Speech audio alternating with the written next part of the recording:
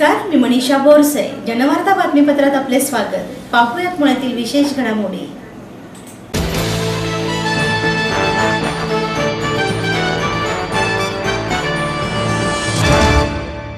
वाढत्या महागाईच्या विरोधात शहर शिवसेनेच्या वतीने डॉक्टर आंबेडकर पुतळा ते जिल्हा अधिकारी कार्यालयापर्यंत वरणभात आंदोलन करीत मोर्चा काढण्यात आला. सत्तेत असूनही जनतेच्या हिताचा प्रश्न घेऊन लढणाऱ्या पुणे शहर शिवसेनेच्या शिवसैनिकांनी वाढणाऱ्या महागाईच्या विरोधात वरणभात हे अनोखे आंदोलन केलं. सध्या तूरडाळ, तांदूळाचे दर वाढत आहेत, ज्यामुळे सर्वसामान्यांचे बजेट कोलमडलंय. त्यातच सरकारने डाळ साठेबाजी करणाऱ्या व्यापाऱ्यांकडून लाखो रुपयांची तूरडाळ जप्त केली. ही डाळ रेशन कार्डवर न देता सत्ताधारी पक्षाच्या कार्यकर्त्यांना देण्यात आली. तसेच तांदूळाचे दरही वाढत आहेत. व्यापारी साठेबाजी करून तांदळाचे दर वाढवत आहेत. शिवाय सर्वसामान्यांना मिळणाऱ्या केरोसिनमध्येही सरकारने वाढ केली नाही. त्यामुळे केरोसिनच्या काळ्या बाजारालाही सरकार प्रोत्साहन देत आहे. म्हणूनच सरकारच्या चुकीच्या धोरणांमुळे महागाई वाढते आणि गरीब मध्यमवर्गीय लोकांना याचा फटका बसतोय. यासाठी सरकारने व्यापाऱ्यांवर कारवाई करून जप्त केलेला माल सर्वसामान्यांना कमी दरात उपलब्ध करून द्यावा, अशी मागणी यावेळी शिवसैनिकांनी केली. माजी आमदार शिवसेना शहर प्रमुख विनायक निमण यांच्या मार्गदर्शनाखाली जिल्हाधिकारी कार्यालयापासून या मोर्चाला सुरुवात झाली. त्यानंतर विधानभवन इथे सभा घेऊन भाजप सरकारचा निषेध व्यक्त करण्यात आला.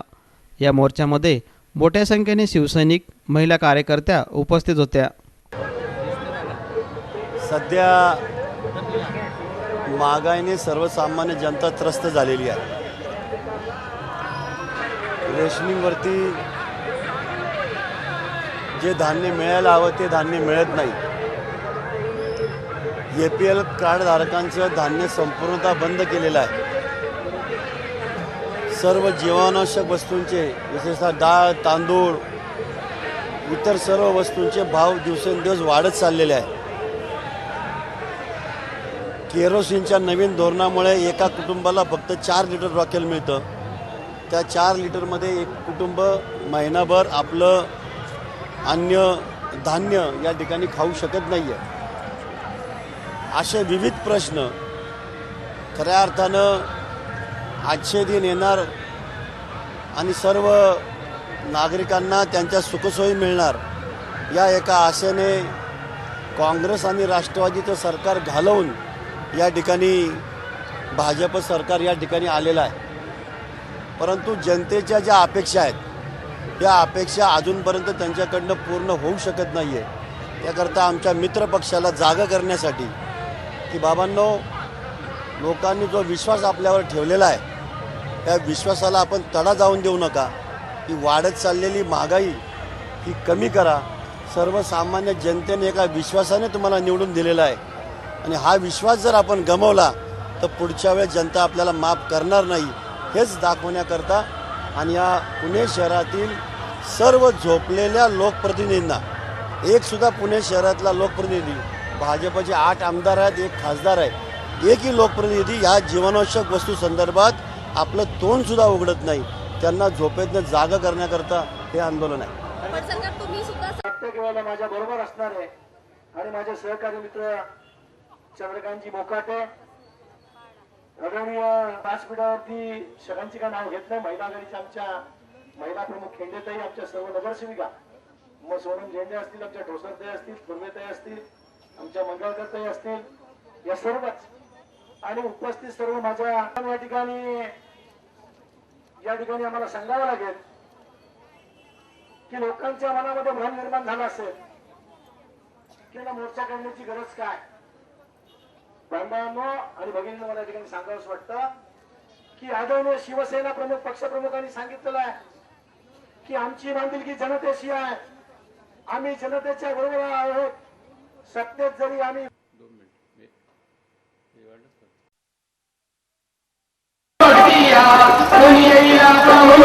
कशी आशेन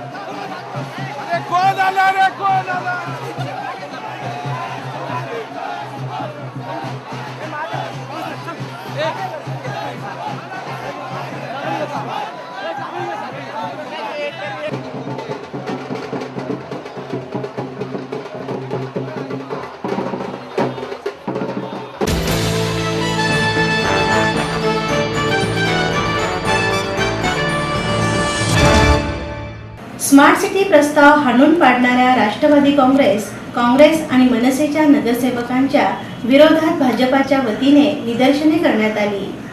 शहराचा स्मार्ट सिटी प्रस्ताव सर्वसाधारण सभेत हाणून पाडणाऱ्या काँग्रेस, राष्ट्रवादी काँग्रेस आणि मनसेच्या नगरसेवकांच्या विरोधात भारतीय जनता पार्टीच्या शिवाजीनगर शाखेच्या वतीनं निदर्शने करण्यात आली. शिवाजीनगरमधील नगरसेविका निलिमा खाडे यांच्या नेतृत्वाखाली गुडलज चौकात ही निदर्शने करण्यात आली. यावेळी नगरसेविका माधुरी सहस्रबुद्धे, दत्तात्रय खाडे आदींसह मतदारसंघातील पक्षाचे कार्यकारी आणि पदाधिकारी उपस्थित होते. नुकत्याच झालेल्या स्मार्ट सिटीच्या सर्वसाधारण सभेत या प्रकल्पाला मंजुरी मिळेल अपेक्षित होतं. हे असताना काँग्रेस, राष्ट्रवादी काँग्रेस आणि मनसेच्या नगरसेवकांनी याला कडाडून विरोध केला. जवळपास 1 महिन्याभर हा विषय पुढे ढकलण्यात आला. त्यामुळे पुणे शहराचे स्मार्ट सिटी होण्याचे स्वप्न धुळीस मिळते की काय अशी परिस्थिती निर्माण झाली आहे. त्यामुळे स्मार्ट सिटी प्रकल्पास मान्यता मिळाली पाहिजे अशा घोषणा देत भाजपच्या कार्यकर्त्यांनी राष्ट्रवादी काँग्रेस आणि काँग्रेस, मनसेच्या नगरसेवकांचा निषेध केला.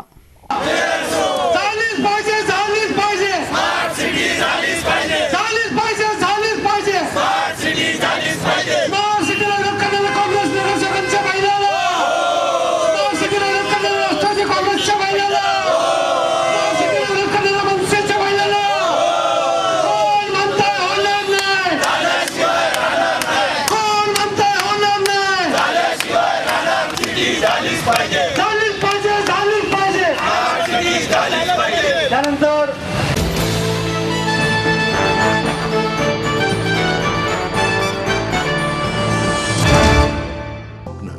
आपलं मन, आपलं स्वतःचं घर हेच खरं धन. समृद्ध जीवन पार्क सादर करत आहे 140 फ्लॅट्सची एक प्रशस्त गृह योजना. कात्रज कोंढवा रोडवर बिबवेवाडीपासून फक्त 2 किलोमीटर अंतरावर आपल्या आर्थिक गणितात बसणारे 1 व 2 BHK फ्लॅट्स. तब्बल 3 मजली पार्किंग सह ऐस गार्डन, क्लब हाऊस आणि इतर सुविधांनी सुसज्ज. बुकिंग साठी संपर्क 9850937373 9850947373. समृद्ध जीवन, नांदी सौभाग्याची, सुरुवात प्रगतीची. आई वडिलांनी पै जमवून मला शिकवण्याचा निर्णय घेतलेला कळत होता. माझ्या उच्च शिक्षणासाठी त्यांनी मला कायमचा आधार मिळवून दिला होता. त्यांनी स्वतःसाठी कधीच काही केलं नाही, पण माझ्यासाठी Samruddha Jeevan multistate multipurpose cooperative society limited. गुंतवणूक भावनांची, आनंद लक्षावधीचा. Samruddha Jeevan multistate multipurpose cooperative society limited. माहेर सोडून सासरी आले. इथेही प्रेमाची, मायेची माणसं होती. पण माझं भविष्य सुरक्षित आहे याचा आनंद, आत्मविश्वास वाढवणारा होता. Samruddha Jeevan multistate multipurpose cooperative society limited.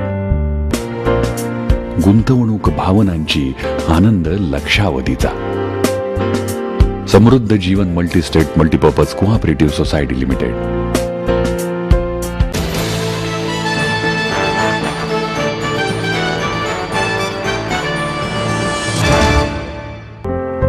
इथेही प्रेमाची, मायेची माणसं होती.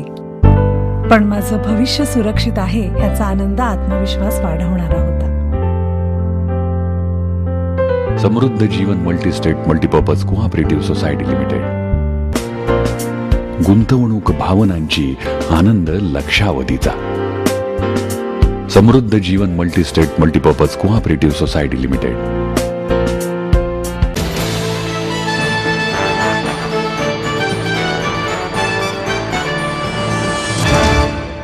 नागरी जीवन आमूलाग्र सुधारणा होण्यासाठी शहरामध्ये पायाभूत सुविधा निर्मितीसाठी स्मार्ट सिटी प्रकल्पाची गरज, अशी भावना पुणेकरांनी व्यक्त केली. नागरी जीवनात आमूलाग्र सुधारणा होण्यासाठी शहरामध्ये पायाभूत सुविधा निर्मितीसाठी व प्रभावी प्रशासनासाठी पुण्यासारख्या महत्त्वाच्या शहराने स्मार्ट सिटी प्रकल्पात सहभागी होणं अत्यंत गरजेचं आहे. त्यामुळे सर्व राजकीय पक्षांनी सकारात्मक दृष्टिकोन ठेवून चर्चा करावी आणि स्मार्ट सिटी प्रकल्पाला सहभागी होऊन एकमताने निर्णय घ्यावा. सर्वांच्या हिताचा हा निर्णय असल्याने हा प्रस्ताव राज्य सरकारकडे दाखल करण्याचा अंतिम मुदतीचा आज त्वरित तोडगा काढून सर्वानुमते हा प्रकल्पाला सहभागी व्हावे, अशा भावना पुणेकरांनी जनवार्ताशी बोलताना व्यक्त केल्या. माझं तर असं मत आहे की स्मार्ट सिटी ही व्हायलाच पाहिजे आणि त्याकरता लोकांमध्ये स्वयंशिस्त निर्माण व्हायला पाहिजे. वाहनांच्या बाबतीमध्ये किंवा कचरा टाकण्याच्या बाबतीमध्ये सगळीकडे स्वयंशिस्त ही महत्त्वाची आहे. सगळे लोक सुशिक्षित आहेत, कारण पुणे हे विद्येचं बाहेरघर आहे आणि बहुतेक जणं सुशिक्षित आहेत 90% वर. त्यांनी स्वयंशिस्त जर पाळली तर हा प्रकल्प नक्की यशस्वी होईल. हे ज्यांना शिस्त पाळायची नाही त्यांचा हा विरोध आहे असं मला वाटतं. स्मार्ट सिटीबद्दल जे काही आता प्रकल्प राबवण्यात येतो आहे तर ते महानगरपालिकेत जो विरोध झाला तर तो व्हायला नाही पाहिजे. जे काही चाललं आहे तर ते पुण्यातील नागरिकांच्या हितासाठीच चाललेलं आहे. पण काही राजकीय नेते स्वतःच्या फायद्यासाठी जे काही चालू आहे की ज्याच्यावरती निर्बंध लागतात तर तो एकदम चुकीचा आहे.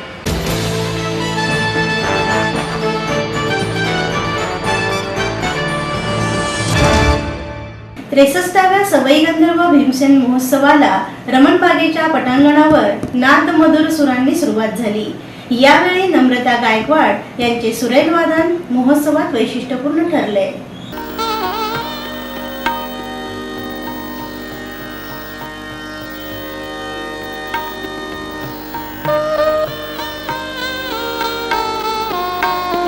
त्रेसष्टव्या सवाई गंधर्व भीमसेन महोत्सवाला सनईवादक नम्रता गायकवाड हिच्या सनईने सुरुवात झाली आहे. रमणबागेच्या पटांगणावर महोत्सवाची नादमधुर सुरांनी सुरुवात झाली. महोत्सवाचा पहिलाच दिवस स्वरभास्कर पंडित भीमसेन जोशी यांनी पूर्वी सांगितल्याप्रमाणे गंगोक निर्माण करणारा ठरला. शहण्यातील पहिली महिला वादक म्हणून ओळखली जाणारी नम्रता गायकवाड हिचे सुरेलवादन महोत्सवात वैशिष्ट्यपूर्ण ठरलं. मनात काहीशी धाकधूक असतानाही नम्रताने मधुवंती राग खोलून श्रोत्यांवर मोहिनी घातली. त्यानंतर गायिका शिल्पा पुणतांबेकर आणि सावनी कुलकर्णी या भगिनींनी एकाच विचाराने एकाच शैलीने रागाची मागणी करीत रागाचा विस्तार केला. त्यामुळे श्रोते स्वरविश्वात तल्लीन झाले. श्रीधर फडके यांच्या उपस्थितीत त्यांनी गायलेल्या सोर रंगबाबा या भजनाने तर अक्षरशः कळसच गाठला. या कार्यक्रमाला रसिकांनी मोठ्या प्रमाणावर गर्दी केली होती.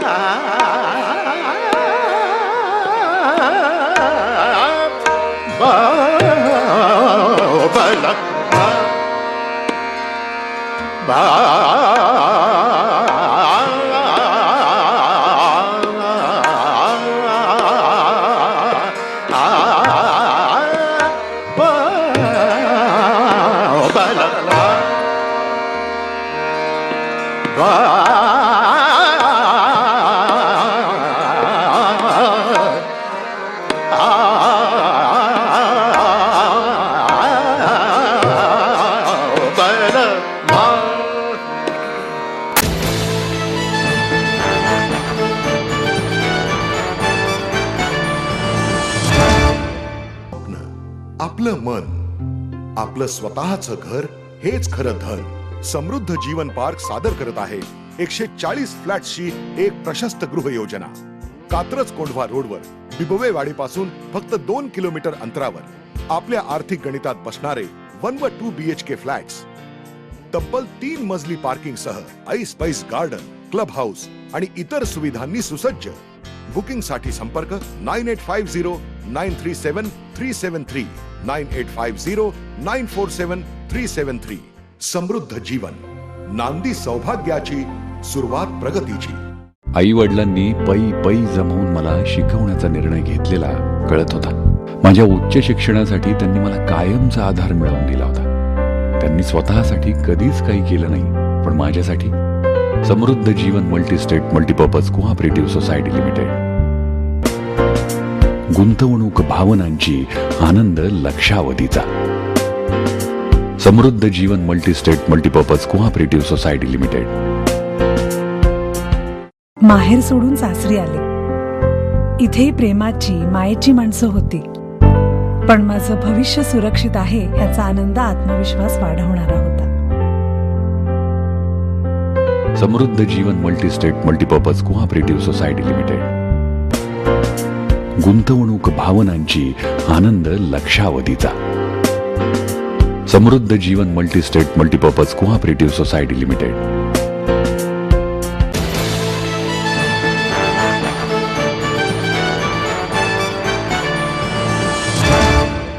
राष्ट्रीय मानवाधिकार दिनानिमित्त उपमहापौर आबा बागुल यांना राष्ट्रीय मानवाधिकार सन्मान पुरस्कार प्रदान करण्यात आला. मानवाधिकार हा सर्व जनतेचा हक्क आहे. आपल्या राज्यघटनेने मानवांना समान हक्क दिले. आज आपण 65वा राष्ट्रीय मानव अधिकार दिन साजरा करतोय. समाजात उच्च नीच, जातभेद, मानवांचे शोषण, सर्वांना शिक्षण आदी मिळालंच पाहिजे. सर्व स्त्री पुरुष यांना समान हक्क दिले पाहिजे, असे मनोगत राष्ट्रीय मानवाधिकारचे राष्ट्रीय अध्यक्ष दिलीप सावडे यांनी व्यक्त केलं.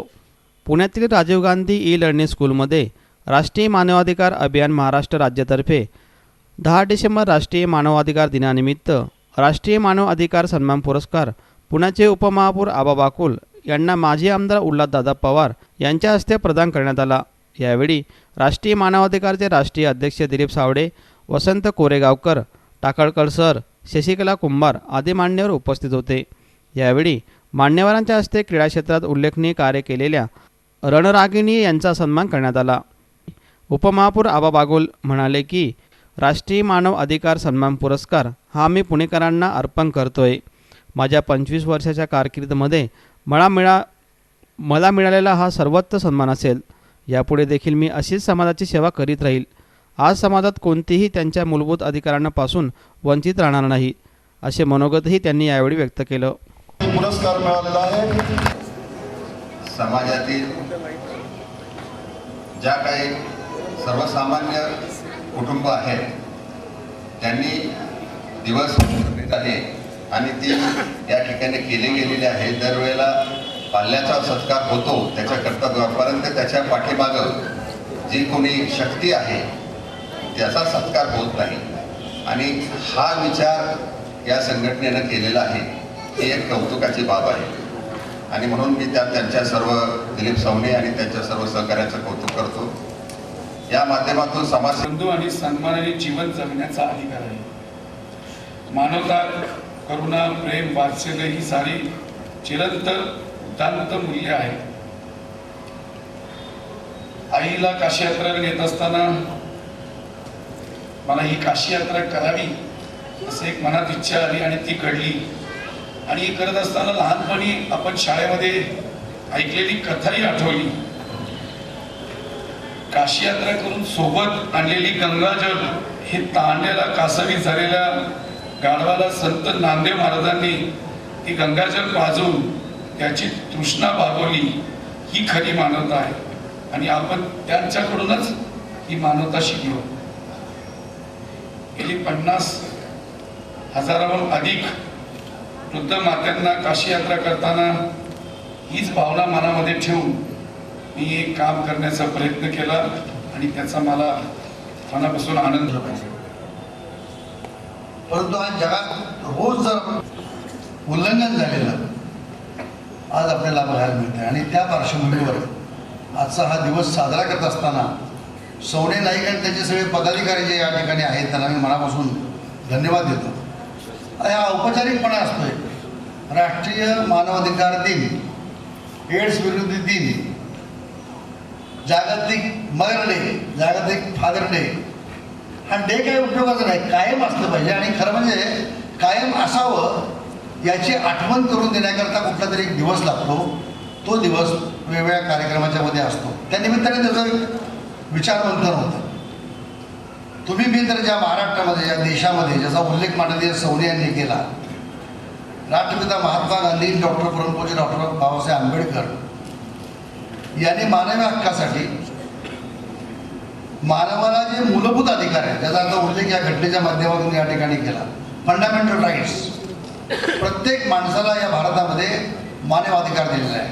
जगण्याचा हक्क आहे, काम करण्याचा हक्क आहे, काम मागण्याचा हक्क आहे, शिक्षणाचा हक्क आहे. त्याचबरोबर आपल्या हक्कांसाठी संघर्ष करण्याचा हक्क आहे. प्रत्येकाला आपापल्या धर्माचं वैयक्तिक आचरण करण्याचा हक्क आहे. निवडणूक आली तर प्रत्येकाला मतदानाचा हक्क आहे. जात, धर्म, पंथ, भाषा, त्याची आर्थिक स्थिती, बाबासाहेबांनी टाटा काय किंवा किर्लोस्कर काय किंवा राजगुरुताई काय किंवा बागुल काय, या सर्वांना मताचा एकच अधिकार दिलेला आहे. हाही तुमचा माझा हक्क आहे, लोकशाहीच्या माध्यमातून दिलेला. या सर्व हक्कांची चर्चा करत असताना, विचारमंथन करत असताना भेद आणि उच्चनीचता आणि अहंकार या गोष्टींच्यामुळे काय होतात आपल्या भारतामध्ये.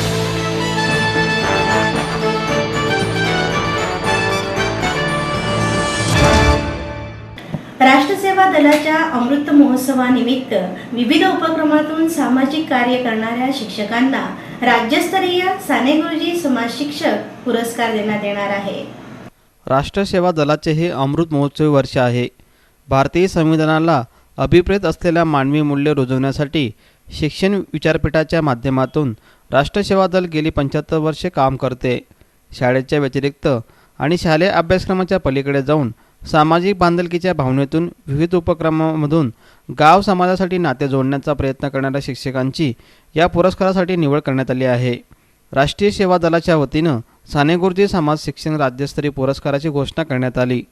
ज्येष्ठ सामाजिक कार्यकर्ते अभय बंग, सिने अभिनेते संदीप कुलकर्णी, शिक्षण चळवळीचे कार्यकर्ते डॉक्टर अनिल सतगोपाल, ज्येष्ठ समाजवादी नेते भाई वैद्य यांच्या हस्ते पुरस्कार प्रदान करण्यात येणार आहे, अशी माहिती राजा औसक आणि गोपाळ नेवे यांनी पत्रकार परिषदेत दिली.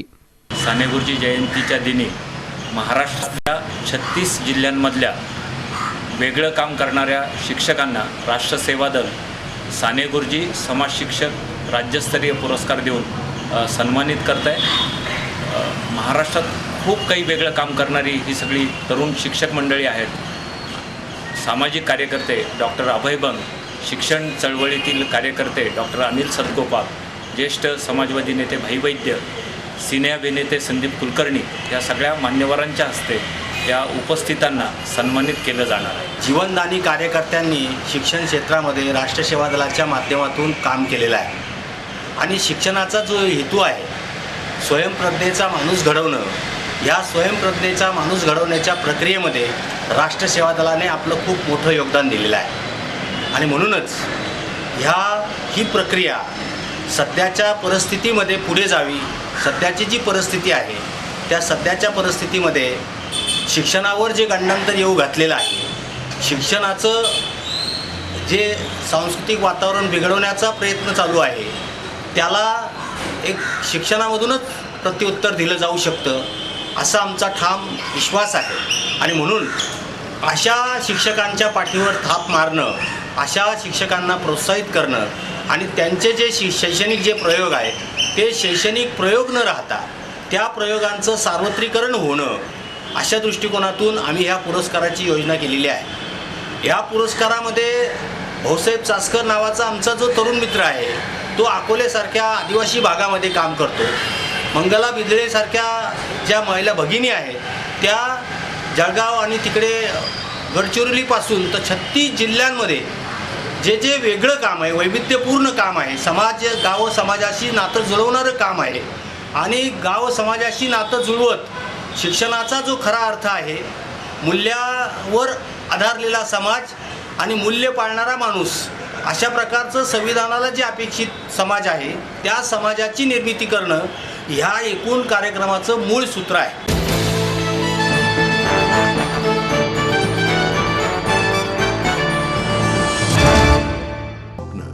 आपलं मन, आपलं स्वतःचं घर हेच खरं धन.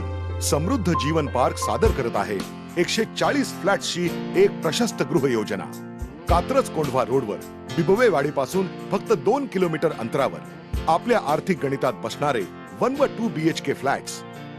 तब्बल 3 मजली पार्किंग सह ऐस पैस गार्डन, क्लब हाऊस आणि इतर सुविधांनी सुसज्ज. बुकिंग साठी संपर्क 9850937373 9850947373. समृद्ध जीवन, नांदी सौभाग्याची, सुरुवात प्रगतीची. आई वडिलांनी पै पै जमवून मला शिकवण्याचा निर्णय घेतलेला कळत होता. माझ्या उच्च शिक्षणासाठी त्यांनी मला कायमचा आधार मिळवून दिला होता. त्यांनी स्वतःसाठी कधीच काही केलं नाही, पण माझ्यासाठी Samruddha Jeevan multistate multipurpose cooperative society limited. गुंतवणूक भावनांची, आनंद लक्षावधीचा. Samruddha Jeevan multistate multipurpose cooperative society limited. माहेर सोडून सासरी आले. इथे प्रेमाची, मायेची माणसं होती, पण माझं भविष्य सुरक्षित आहे याचा आनंद, आत्मविश्वास वाढवणारा होता. Samruddha Jeevan multistate multipurpose cooperative society limited. गुंतवणूक भावनांची, आनंद लक्षावधीचा. Samruddha Jeevan multistate multipurpose cooperative society limited.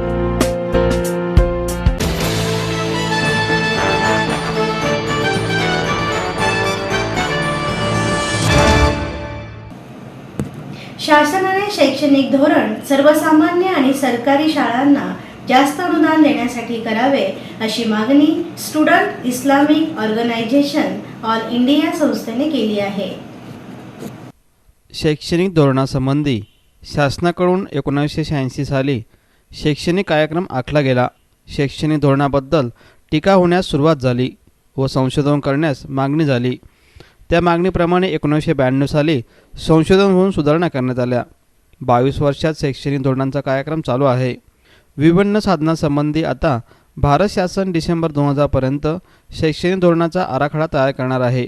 शासनाने शैक्षणिक धोरण सर्वसामान्य असू द्यावे आणि सरकारी संस्थांना जास्त प्रमाणात अनुदान द्यावे अशी मागणी स्टुडंट इस्लामिक ऑर्गनायझेशन ऑफ इंडियाच्या संस्थेने केली आहे, अशी माहिती सचिव तौशिक मडेकरी यांनी दिली. शैक्षणिक धोरणात कोणताही भेदभाव नसावा. प्राथमिक शिक्षण विद्यार्थ्यांना त्यांच्या मातृभाषेतून देण्यात यावे, अशा अनेक मागण्या स्टुडंट इस्लामिक ऑर्गनायझेशनने यावेळी केल्या. बरोबर, विद्यापीठ कायदा हा महाराष्ट्रामध्ये नव्याने होत आहे आणि आपल्याला असं वाटतं की हे फक्त महाराष्ट्रात होत आहे, तसं ते नाही. या पुस्तिकेमध्ये तुम्हाला दिसेल की प्रत्येक राज्यामध्ये हा प्रकार होत आहे आणि तिथे तेच प्रकार आहे. म्हणजे हैदराबादच्या याच्यामधल्या एका शिक्षण संवाद याच्यात त्यांनी लिहिलं आहे की क्रेडिट बेस्ड सिस्टीम जी आहे त्याच्याविषयी तिथे खूप शंका घेतल्या गेलेल्या आहेत आणि पुणे विद्यापीठामध्ये सुद्धा क्रेडिट बेस्ड सिस्टीम जी लागू करण्यात आलेली आहे त्याच्याविषयी खूप शंका आहेत. क्रेडिट बेस्ड सिस्टीम लागू करायची असेल तर तुम्हाला शिक्षकांची संख्या ही वाढवावी लागते आणि आज पुणे विद्यापीठामध्ये पदव्युत्तर कोर्स शिकवायला किती मान्यता प्राप्त शिक्षक आहेत याची आकडेवारी विद्यापीठाकडे नाही. शिक्षकांची संख्या वाढवली जात नाहीये आणि तरी क्रेडिट बेस्ड सिस्टीम ही लागू केली जाते आहे. बरं, क्रेडिट बेस्ड सिस्टीम लागू करत असताना विद्यार्थ्यांना काय म्हणायचं आहे, शिक्षकांना काय म्हणायचं आहे याचा कुठलाही फीडबॅक हा विद्यापीठाने घेतलेला नाहीये. हे फक्त वरतून सांगण्यात आलेलं आहे म्हणून आम्ही करत आहोत असाच एकंदरीत आहे. आणि त्या प्रकारचं म्हणजे क्रेडिट बेस्ड सिस्टीम आणि सेमिस्टर सगळीकडे का होत आहे, कारण ही एक अमेरिकन सिस्टीम आहे आणि तिकडचे महाविद्यालय तिकडचे विद्यापीठ इथे आल्यानंतर त्यांना ही सिस्टीम सोयीची जावी हा त्याच्या मागचा उद्देश आहे. आणि सर्वात महत्वाचं म्हणजे सरकारी अनुदान याच्याविषयीचं या पॉलिसी मधलं स्टेटमेंट आणि WTOला जर आपण कमिटमेंट दिली तर त्या कमिटमेंटचा एक असा अर्थ आहे, म्हणजे जसं आपण ऍग्रिकल्चरला कमिटमेंट दिली आणि मग त्यांनी जोर दिला की ऍग्रिकल्चरवर तुम्हाला सबसिडी देता येणार नाही आणि ते आपण बघतोय काय झालं. तसंच जर एज्युकेशनला जर तुम्ही कमिटमेंट दिली तर शिक्षणावरची सबसिडी या सरकारला देता येणार नाही WTOच्या नियमाप्रमाणे. त्यांनी नॅशनल ट्रीटमेंट हा क्लॉज दिलेला आहे. म्हणजे जर सरकारने महाविद्यालय किंवा विद्यापीठाला जर अनुदान दिलं तर त्याला परदेशातलं विद्यापीठ किंवा महाविद्यालय असेल तर त्यालाही एकतर अनुदान द्यावं लागेल किंवा तुमच्या महाविद्यालयांचं अनुदान थांबवावं लागेल, कारण त्यांना ते लेवल प्लेइंग फील्ड हवा आहे. कारण तुमच्या याला तुम्ही अनुदान दिलं तर तुमची फी शुल्क हे कमी असतं आणि त्यांची महाविद्यालय कॉम्पीट करू शकत नाही. या सर्व ड्राफ्ट हे लेखी आहे. याचा अभ्यास आपल्या समाजाने करणं खूप आवश्यक आहे. याची जर दिशा ही बदललेलीच आहे. त्याच्या विरोधामध्ये जर उभं राहिलं नाही तर शिक्षण आजच्यापेक्षा जास्त महाग होईल. आणि शेवटचा मुद्दा जो आहे की या शैक्षणिक धोरणामधून कुठले मूल्य आपण रुजवणार आहोत.